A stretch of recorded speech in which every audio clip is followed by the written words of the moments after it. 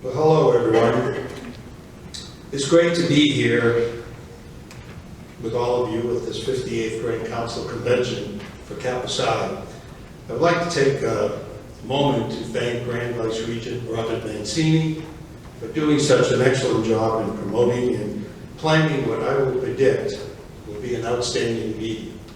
I would also like to acknowledge the current officers and leaders of Kappa Psi, namely Grand Regent Latha Radhakrishnan and Executive Director Johnny Porter, for his support of our fraternity leadership over the years.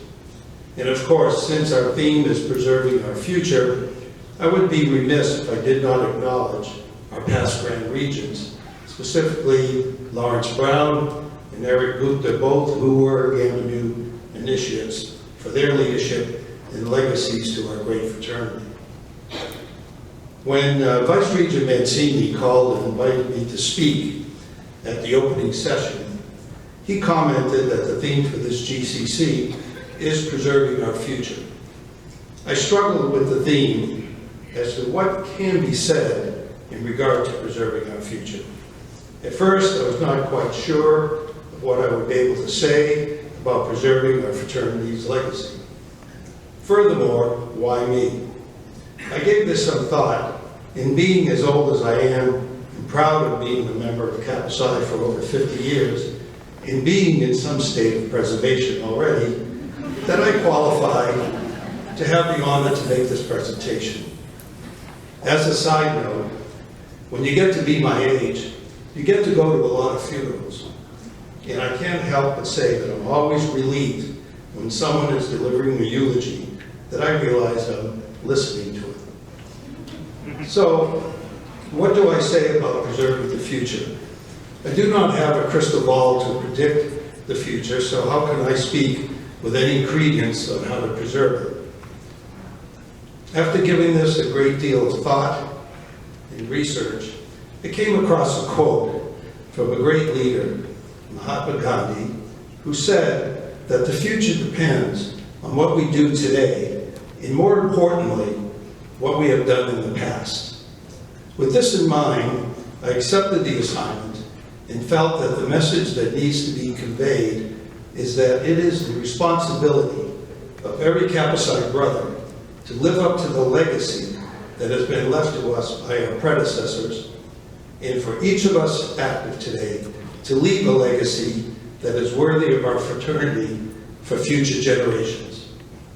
If our goal is to preserve our future, we must be reminded and respectful of our legacy and be conscious of our actions and mandates in the present and the past. As we look back and explore the history of pharmacy, we find many stories that serve to remind us who paved the way for our current practice. Some may look towards the establishment of the country's first hospital in Philadelphia back in 1751. That spawned a pharmacy that served the needs of the doctors and the patients. It is believed that John Morgan, the second pharmacist at this Philadelphia hospital, is credited with establishing professional procedures that influence our practices and methods to this day. Morgan recognized the importance of writing prescriptions as both a physician and a pharmacist. It was a brilliant move on his part for so many reasons. First of all, having both points of view informed his abilities and understanding in both professions. And I'll bet he was able to empathize with the challenges he and his colleagues encountered as both a physician and a pharmacist. And secondly, of course, as the person not only writing, but filling the medicinal orders, Morgan was probably the only person able to read his own writing and had to start somewhere.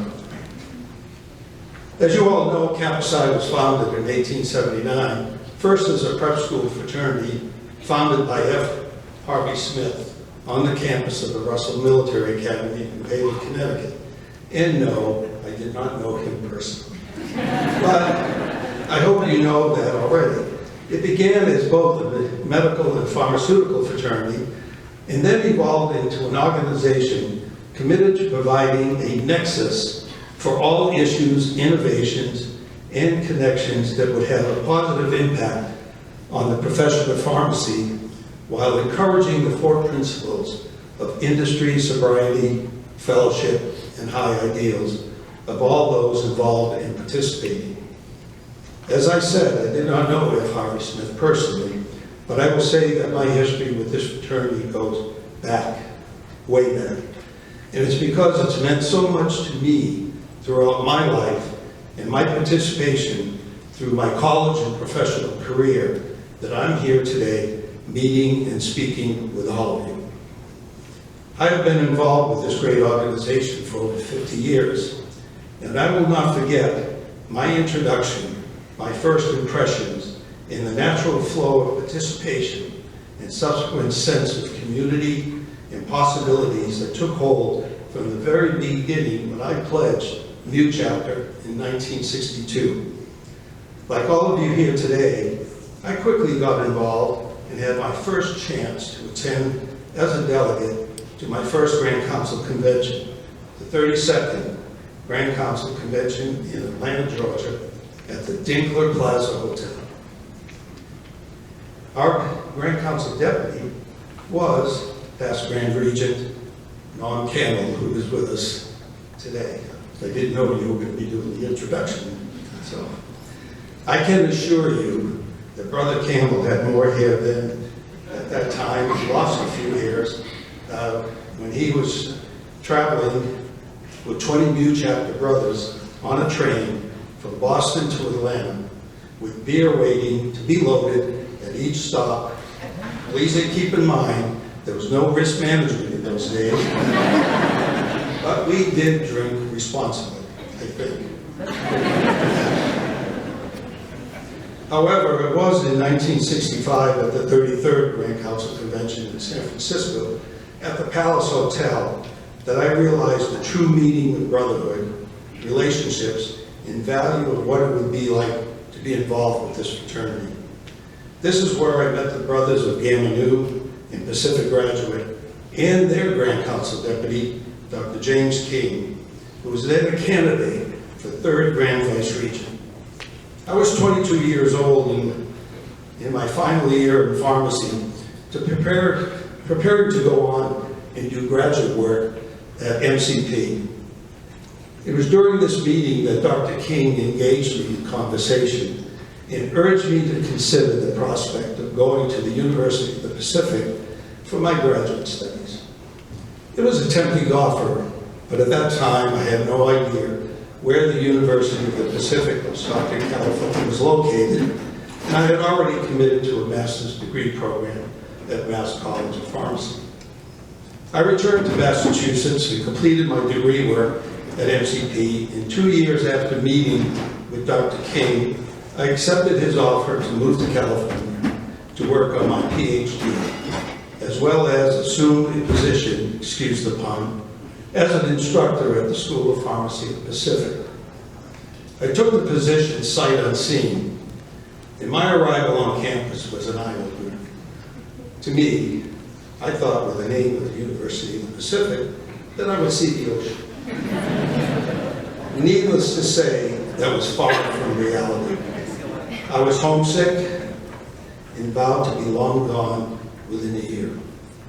However, the fraternal bonds of Kappa Psi were present when I arrived as the brothers of Gamma Nu and Pacific Grad immediately made me feel comfortable with my decision. Over 50 years have passed since that conversation in San Francisco, and during this time I experienced numerous opportunities through my active participation in Gamma Nu and Kappa Psi that advanced my career. Of particular note was the fantastic opportunity to earn a Master's of Nuclear Pharmacy at the University of Southern California.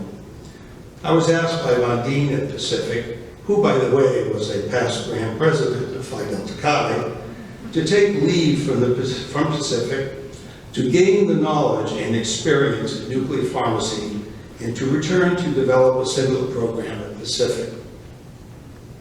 It was during this training and developing the program at Pacific that I partnered with 4 Kappa Psi brothers who shared my enthusiasm for nuclear pharmacy and the profession. Together, we started the first centralized nuclear pharmacies in San Diego, San Jose, and Sacramento. The California Board of Pharmacy did not even have a clue as to how to regulate a nuclear pharmacy. And we got in and initiated and guided the Board of Pharmacy in establishing the regulations for the pharmacies in California and did whatever was possible to advance the purposes of nuclear pharmacy and medicine in the state of California. And none of this would have been possible without the guidance, support of my partners and brothers of Kappa Psi. Because of our fraternal bonds, we were great business partners for a number of years. But after receiving an offer that we could not refuse, the businesses were sold, which are now owned by Cardinal Health. And I'm pleased to say that even though we are no longer business partners, we are brothers and good friends to this very day. My career advancement did not stop there. In addition to my nuclear pharmacy training and experience, I returned to my PhD roots in pharmacokinetics and was given the responsibility to introduce and teach the topic in our revised curriculum at Pacific. However, at that time, the concepts of PK were theoretical, and patient dosing using pharmacokinetic principles was in its infancy. Once again, the university allowed me to take leave from my teaching and research to accept the residency opportunity to hone my clinical skills in pharmacokinetics at the San Diego VA Medical Center, working with Dr. Ron Floyd, who at that time was well known for his research on the often patient dosing protocols. This opportunity came about through my fraternity association with my Kappa Psi brother, who was then the chief of pharmacy services at the VA Medical Center. These two major opportunities underscore how my involvement in Kappa Psi has advanced my career and served as a roadmap for the journey that brought me to where I am today and the journey that has brought me here to speak to you today.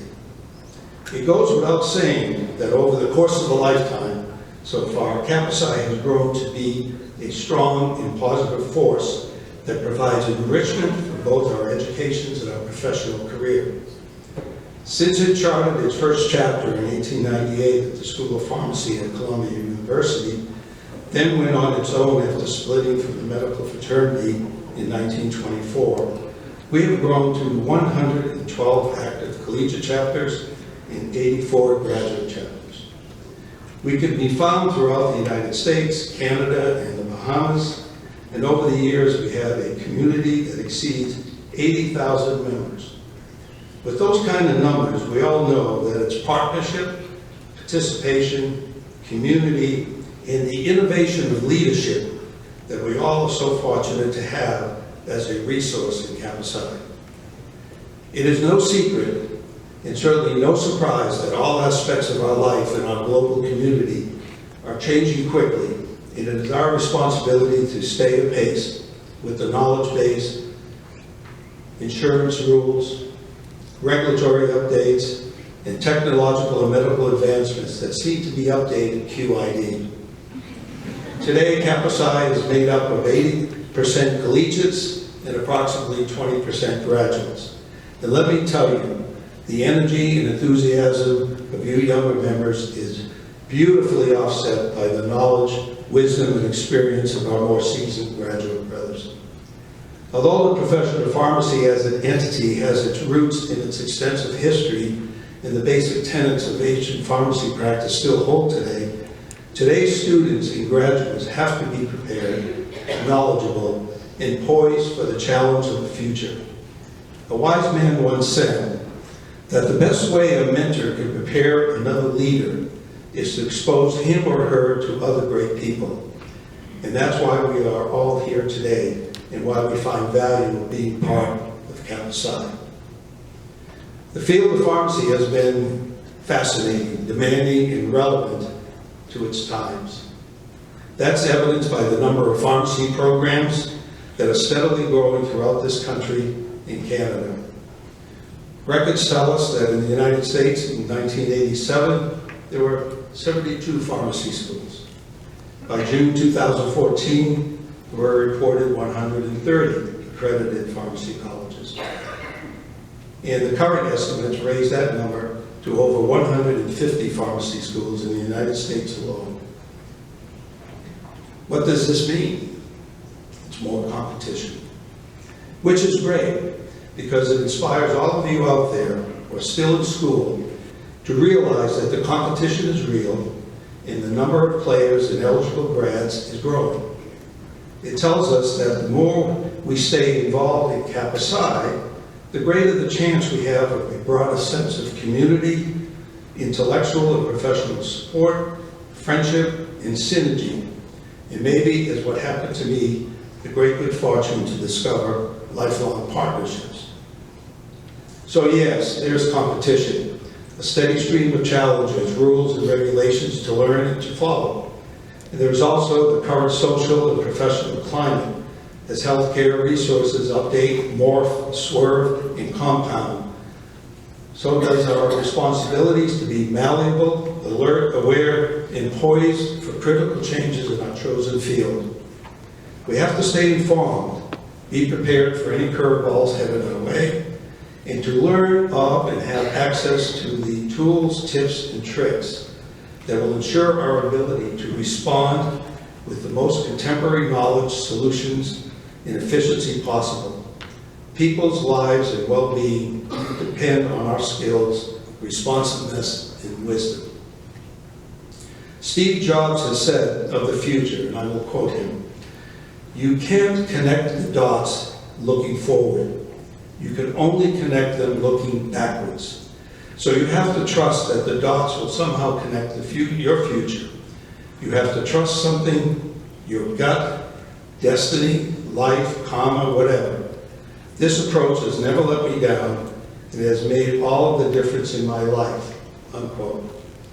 For me, in my experiences, as I look back, I see the common thread, the dot connector, and to a great extent, my own crystal ball in my participation within Kappa Psi. I was fortunate enough to have found a comprehensive and supportive arena within which to play, to find mentorship, opportunity, and connection to all things important to me in my chosen profession. Kappa Psi is a great fraternity, a fellowship, an organization. But when it comes down to the actual analysis of what it truly is, we have to see this as a context, one that holds the possibility for each of its members to participate to whatever degree works for them. We have a rich legacy that becomes even more relevant as our constituents gain knowledge and experience while accessing and enriching the numerous services and benefits membership affords. Every generation has its advancements and challenges, and so far, since before the turn of the century, Kappa Psi has been as fluid and as elastic as has been needed to serve its members. As we advance medically, procedurally, and technologically, the pharmacy world can become an unfamiliar place, but lack of understanding is not an acceptable excuse. Our function in the lives of our patients is becoming more vital, and if we are to prepare for the future, we have to be open to absorbing and responding to the trends that are evidencing themselves in the present. To paraphrase Steve Jobs, we have to find the dot of our lives, our careers, and our evolving practices in order to connect them and pave the road to the future. Of course, those dots come in the form of participation in a vital, engaged organization that is Kappa Psi. We are all aware of the unsettled conditions and proposed legislation facing healthcare. We have learned that as healthcare costs accelerate, responses to care and treatment have to adapt as well. We see how managed care and insurance companies are influencing the way patients gain access to and pay for medications. And we see how innovations in medical research have a constant impact on drugs that are needed and hopefully available. We hear of incredible incidences of price gouging for life-saving drugs. We may learn about expensive cocktails of medications that patients can no longer afford. There is so much uncertainty in the health insurance and managed care feel that sometimes there are no answers to provide. And when people attempt to contact health insurance companies for clarity, none may be available. It's impossible to pinpoint from where that new information and innovation or change may generate. But as dedicated professionals and future professionals, we must be informed, prepared, and connected through membership with Kappa Psi, which brings with it access to a forum of discussion and partnership to navigate these uncertain waters facing healthcare now and in the future. Even with this resource, we will not always be correct about every prediction, but we must be amenable, open-minded, and willing to be as ready as possible. As Nelson Mandela said, "I never lose. I either win or I learn." And that is the attitude we need to embrace to be successful. It has been my intention today to share my experience of having the privilege of being part of a fraternity that has served, mentored, and partnered with me so well for so many crucial years of my life. While the French Republic claimed liberty, equality, fraternity, I would like to adapt for Kappa Psi and coin a new motto: pharmacy, community, fraternity. As you can see, I have a tremendous amount of respect for what this organization stands for and for how it supports its members. From biannual conventions like this one, to dinners, receptions, events, forums, and other means of connection through the organization and its regional chapters. What we have here is a great mix of experience and enthusiasm, knowledge and inquisitiveness, wisdom and curiosity.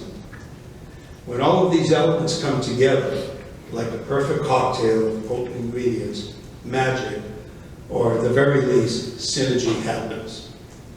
It has also been my intention today to encourage all of you to look at your own goals and how you plan to preserve the future personally and, of course, professionally. I challenge you to innovate the leader in you by fostering a culture of continuous improvement, embrace lifelong learning, be future-facing, motivate, and inspire by example, influence others, and cultivate loyalty. I am honored to have been both an acolyte and mentor, student and guide. Everything I am today, everything I have today, everything I will ever be is because of the profession of pharmacy and Kappa Psi. Kappa Psi is an honorable, fascinating, organically evolving fraternity that will only improve with diverse and energetic participation that we all leave here, and that we all leave here with a deeper respect and commitment to our profession in Kappa Psi. As you progress in your careers, you must serve as a mentor to younger Kappa Psi brothers, as that is what secures the future of both pharmacy and Kappa Psi.